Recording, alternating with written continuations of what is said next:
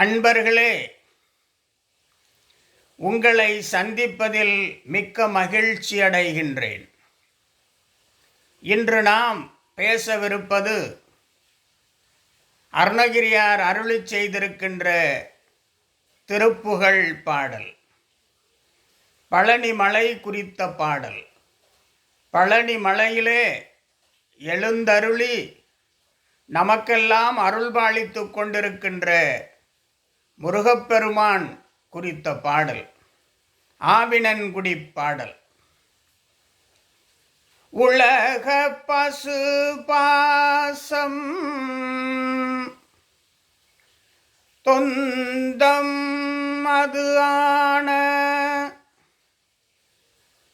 உறவு தலை தாயர் தந்தை மனைபாலர் மல ஜல சுவாச சஞ்சலம் மல ஜல சுவாச சஞ்சலம் மதாளென் மதிநிலை கெடாமல் உந்தன் அருள் தாராய். இது முதல் பகுதி, இந்த பாடலின் முதல் பகுதி. இந்த முதல் பகுதியிலே அருணகிரியார் சொல்வது, உலக பசு பாசம் தொந்தம் என ஆன. பதி பசு பாசம் என்று இருக்கிறது. பதி என்றால் இறைவன், பசு என்றால் மனித உயிர்கள், ஜீவன். பாசம் என்றால் நாம் பிறவற்றின் மற்றவர்கள் மீது வைத்திருக்கிற பற்று, பாசம். தொந்தம் அது ஆன.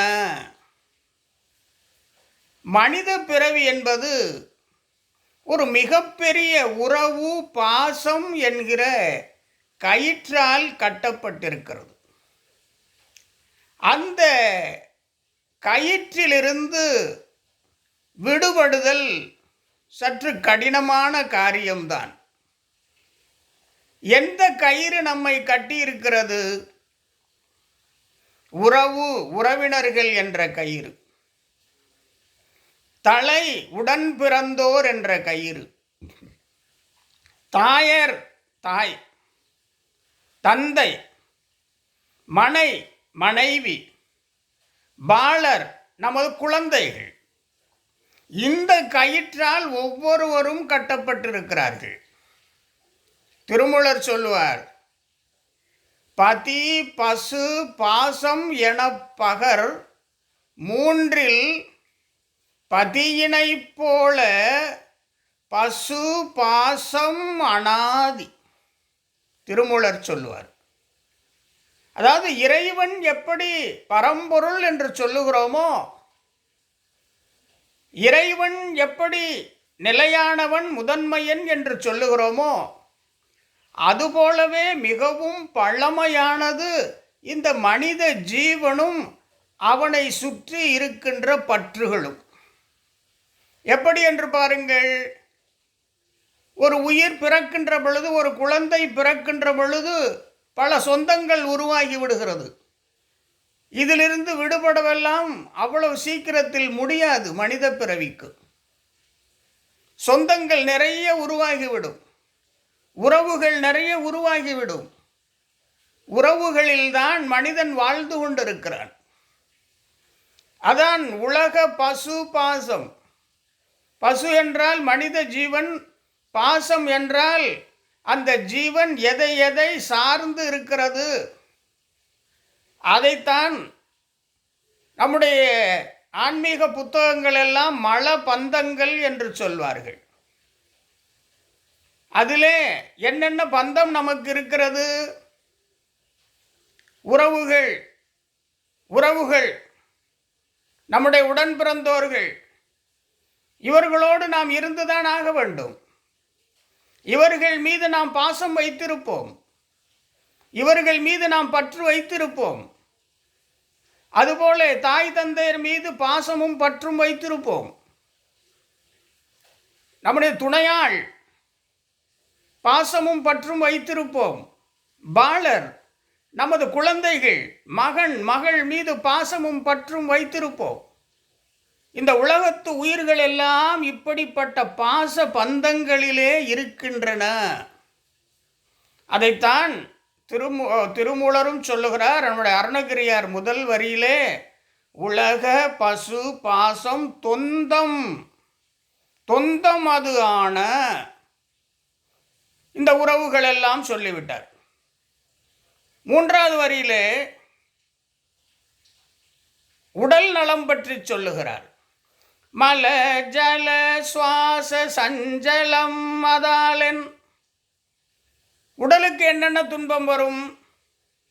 மல ஜலம், வயிற்று சார்ந்த நோய்கள், காய்ச்சல் சார்ந்த நோய்கள், அதாவது வாதம் பித்தம் சார்ந்த நோய்கள், சுவாசம் சார்ந்த நோய்கள்.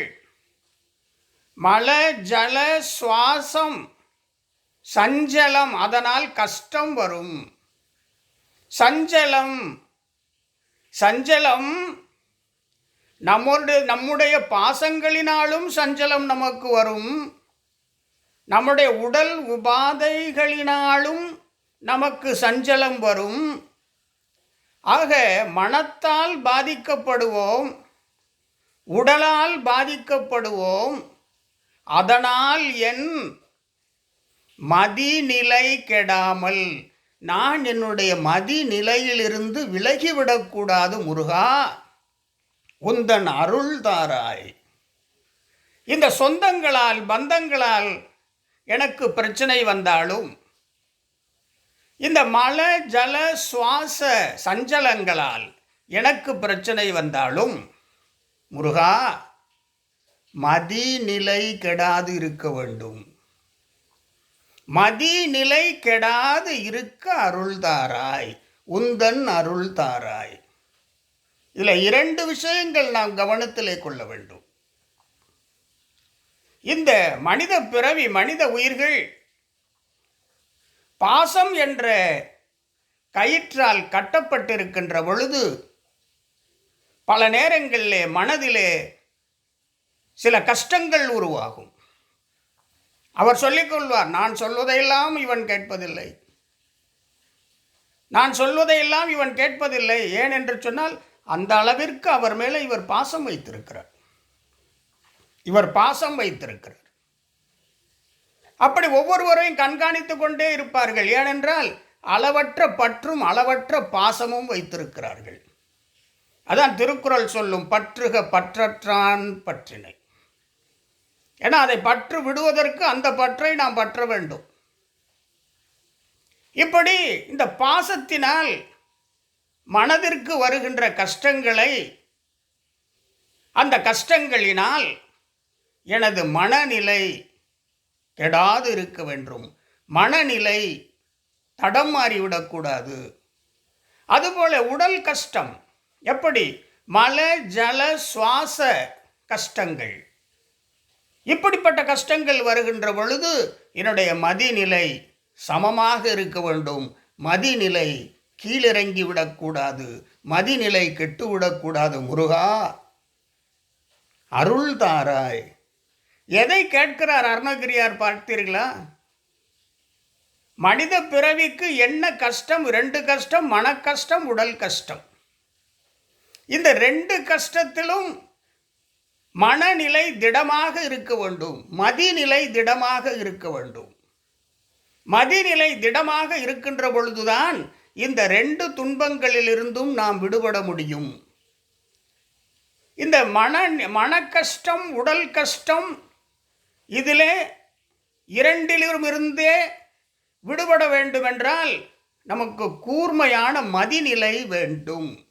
அதைத்தான் அருணகிரியார் முருகப்பெருமானிடம் கேட்கின்றார். என்ன கேட்கின்றார்? உலக பசு பாசம் தொந்தமான அது ஒன்று, மல ஜலம் சுவாச சஞ்சலம் அதால்யன் மதிநிலை கெடாமல் உந்தன் அருள் தாராய். இதை அவசியம் நாம் படித்துக் கொள்ள வேண்டும். அடுத்த 4 வரி முருகப்பெருமானை பற்றி எவ்வளவு சிறப்பாக அருணகிரியார் போற்றுகிறார் பாருங்கள். சலம் அருகு பூளை தும்பயணி சேயே. சிவபெருமான்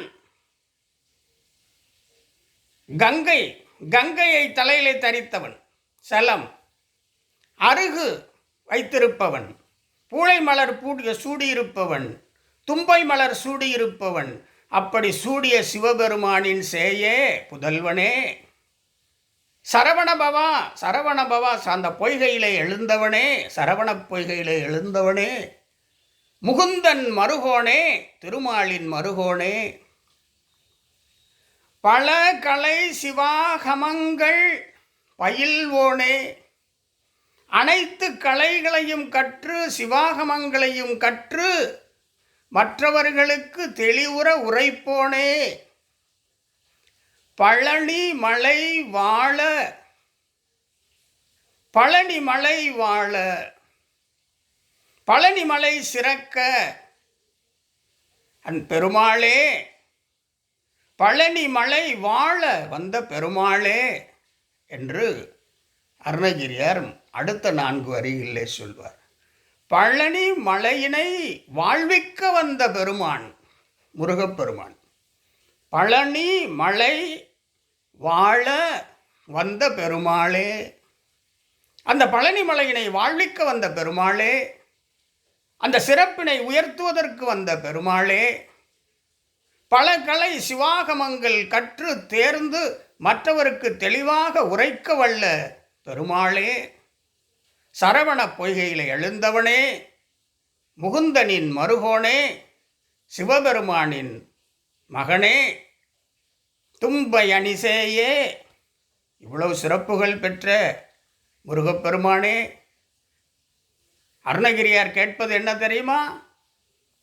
எந்த நிலையிலும் மதி நிலை கெடாமல் உந்தன் அருள் தாராய். இதுதான் இங்கே முருகப்பெருமானிடத்திலே நாம் வைக்கின்ற வேண்டுதல். என்னுடைய மனநிலை எவ்வாறு இருந்தாலும், ஏனென்றால் மனநிலை பல நிலைகளிலே பாதிக்கப்படுவதற்கு நமது பாசமும் பற்றுகளும் காரணம். உடல்நிலை பல நேரங்களிலே பாதிக்கப்படுவதற்கு நாமே காரணம். அப்படி மனநிலை உடல்நிலை பாதிக்கப்படுகின்ற பொழுது, கஷ்டப்படுகின்ற பொழுது எனது மதிநிலை கெடாது இருக்க வேண்டும். மதிநிலை கெட்டுவிட்டால் தீய செயல்கள்தான் தோன்றும், நன்னெறிகள் பறந்துவிடும், நல்ல செயல்கள் மறந்துவிடும். ஆகவே முருகப்பெருமானே, மதிநிலை கெடாமல் உந்தன் அருள் தாராய். இதனை நாம் அனைவரும் முருகப்பெருமானிடம் வேண்டுவோம். நமக்கு நிலையான மதிநிலையினை ஆண்டவன் தர வேண்டும், முருகப்பெருமான் அருள வேண்டும். நிலையான மதிநிலை நம் அகத்தே இருக்கிற பொழுது நாம் எதனையும் சமாளித்து வையத்துள் வாழ்வாங்கு வாழ்வதற்கு வாய்ப்புகள் உண்டு என்று சொல்லி உங்களிடமிருந்து விடுபெறுகிறேன். ஓம் முருகா. மீண்டும் சந்திப்போம். வெற்றிவேல் முருகனுக்கு அரோகரா.